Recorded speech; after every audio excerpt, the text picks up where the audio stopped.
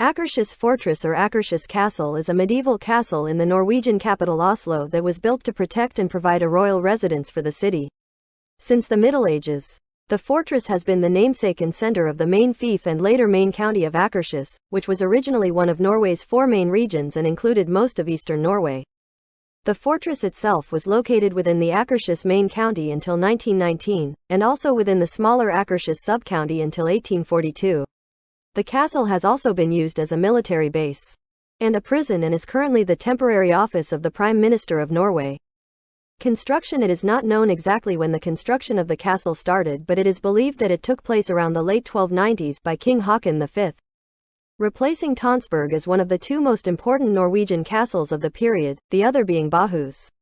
It was constructed in response to the Norwegian nobleman Earl Alv Erlingsson of Sarpsborg's earlier attack on Oslo that occurred in 1287.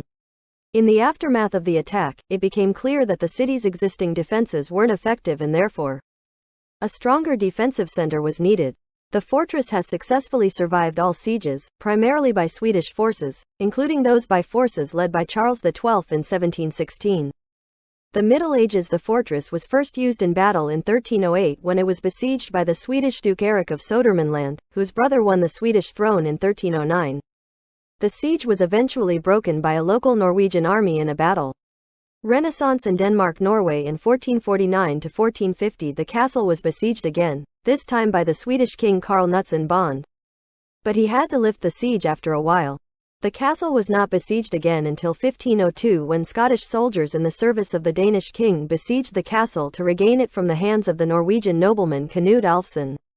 Akershus was besieged yet again in 1523, this time by Swedish soldiers, but Oslo's inhabitants, at the command of Hans Mule, burned down their houses in an attempt to drive them out, and the Swedes retreated after a short period.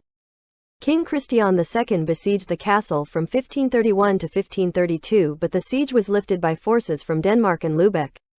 After this siege, the castle was improved and strengthened. In 1567, during the Northern 7 Years' War, the castle was besieged once more by Swedish forces, but the Danish king's Lord Lieutenant, Christian Munch, responded by burning down the city to deprive the attackers themselves of the means of receiving supplies, and eventually, the Swedes retreated. The German garrison's commander Major Joseph Nichterlein, and his aide Captain Johannes Hamel handed the fortress over to the Norwegian resistance movement's Tarjei Rollum, May 11, 1945. During World War II, people were executed here by the German occupiers, including members of the Pell Group. The fortress was liberated on the 11th of May 1945. When it was handed over to Tarjei Rollum on behalf of the Norwegian resistance movement. After the war, 8 Norwegian traitors who had been tried for war crimes and sentenced to death were also executed at the fortress. Among those executed were Vidkun Quisling and Sigfrid Femmer.